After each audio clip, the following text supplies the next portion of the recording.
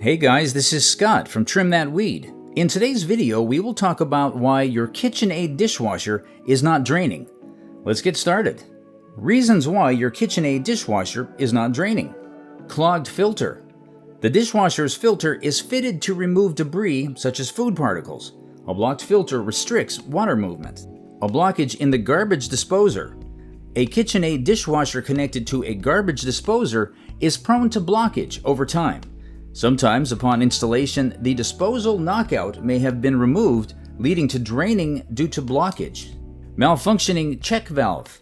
The dishwasher is designed with a check valve that controls the draining mechanisms by opening and closing to prevent water backflow.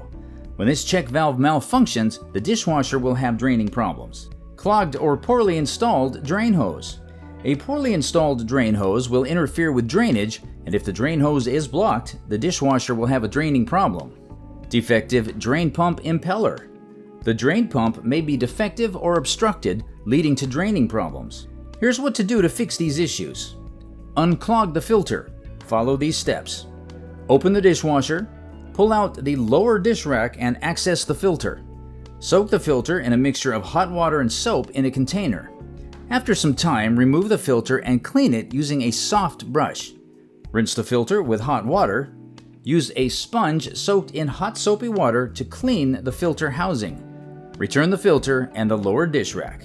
Unblock the garbage disposer. Follow these steps. Access the garbage disposer and remove the garbage.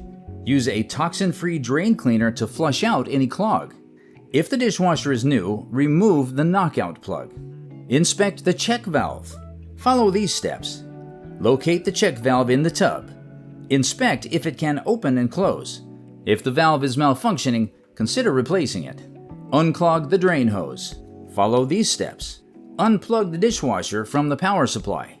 Locate the drain hose and unplug it from the dishwasher. Inspect it for any blockages.